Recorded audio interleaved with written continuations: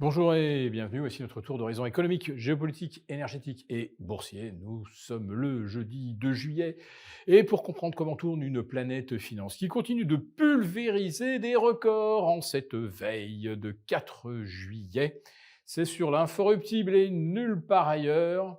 Et la chronique du jour, je vais l'intituler.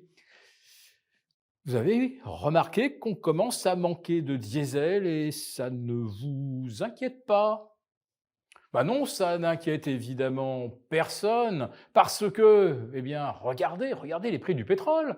Ils sont au plus bas depuis le 20 février dernier, même pas depuis le 26, où on commençait à se demander si ça risquait pas de se gâter hein, entre l'Iran, les États-Unis, Israël. Non, le 20 février dernier, on était en pleine négociation. On allait certainement trouver un chemin vers la résolution des problèmes américano-iraniens. Et bien aujourd'hui, vous avez un baril de Brent retombé à 70,20 $.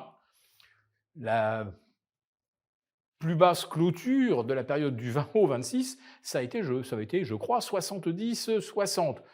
Le WTI américain, alors là, merveille des merveilles, 67,5 $. Bientôt, il aura reperdu 50% par rapport à ses sommets. Oui, tout va bien. Le détroit d'Ormuz va rouvrir. Oui, il doit rouvrir en fait depuis le 8 avril dernier, à 39 reprises. D'ailleurs, Trump nous a annoncé soit que le détroit rouvrirait, soit que les Américains et les Iraniens étaient proches d'un accord, et il vient de nous refaire exactement la même annonce en début de semaine. Et les marchés y croient. Mais combien de bateaux franchissent chaque jour le détroit d'Ormuz? Eh bien, les bons jours, c'est à peu près 50% du trafic d'avant la guerre. Et les mauvais jours, on doit être entre 0 et 5. Et ça risque de durer comme ça jusqu'à la mi-août, jusqu'à l'expiration du délai de négociation.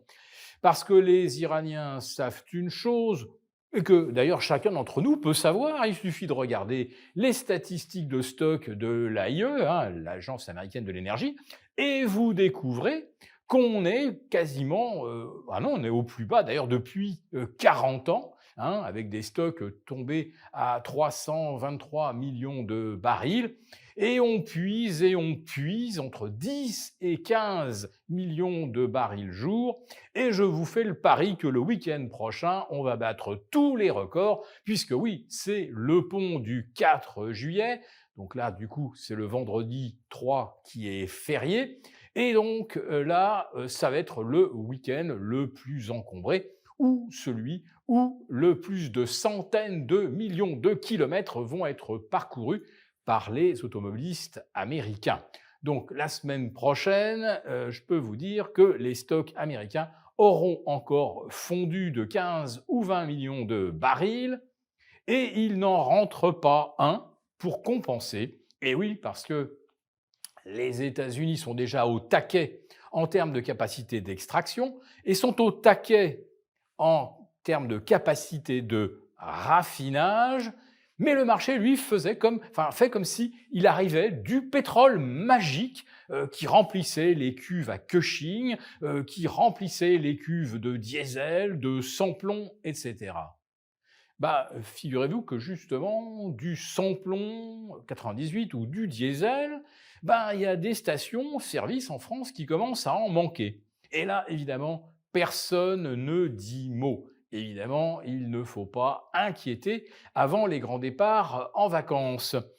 Mais on ne va peut-être pas s'apercevoir, on va peut-être pas tarder à s'apercevoir que faire son plein sur la route des vacances est peut-être plus problématique. Alors ça ira sur les autoroutes, mais sur les départementales et dans les petites villes, attendez-vous à des surprises. Donc personne ne s'inquiète évidemment d'une pénurie du pétrole, puisqu'on est dans le narratif que le détroit d'Ormuz a ouvert ou va rouvrir, ce qui n'est évidemment pas le cas. Et vous voyez tous les indices battre de nouveaux records. Bon, vous me direz, à la veille du 4 juillet, si on ne bat pas des records, c'est que vraiment l'économie américaine va très très mal. Or là, coup de chance, les créations d'emplois, le fameux NFP, le chiffre le plus important de la semaine, est ressorti inférieur de 10% par rapport aux attentes. Alors là, c'est fantastique, voilà. Le Nasdaq reprend 0,6% alors qu'il était attendu en baisse de 1,5% ce matin. Pourquoi? Bien, tout simplement parce que la bourse de Séoul a plongé de moins 8%.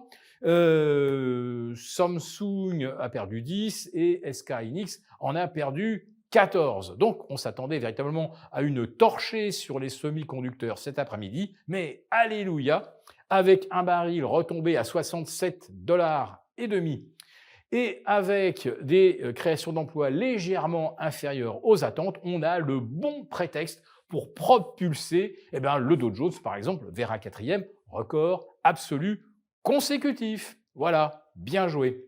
Et en Europe, là aussi, réjouissons-nous, un record absolu pour l'Eurostoxx 50 à 6300, je crois que c'est 380, et nous avons également un nouveau record. Alors, cocorico, pour le CAC 40 GR, c'est-à-dire dividende réinvesti, et le voici à plus de 28 170 points. Alors c'est oui, une vingtaine de points de mieux qu'il y a 15 jours, mais c'est quand même un nouveau record pour le CAC 40 à 8005. Il est pas loin, il lui manque encore environ 100 points.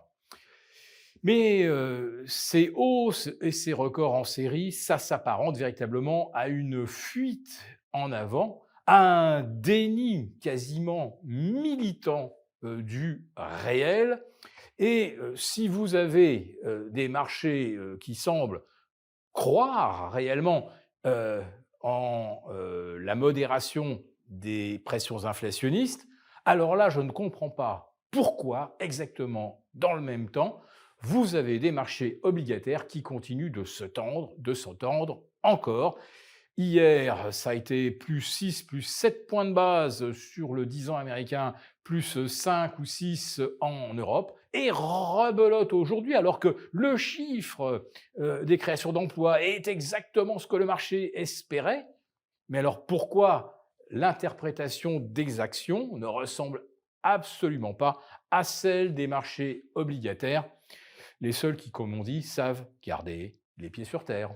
Pour vous remercier de votre fidélité, vous pouvez télécharger gratuitement notre rapport spécial qui contient nos solutions pour préserver votre épargne face à la faillite économique de la France, laquelle met en danger votre épargne.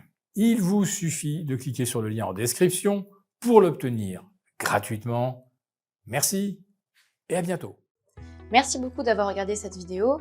N'hésitez pas à réagir dans les commentaires ou à liker et partager cette vidéo si le contenu vous a plu. Et pour ne rater aucune de nos prochaines émissions, vous pouvez vous abonner à notre chaîne et activer les notifications.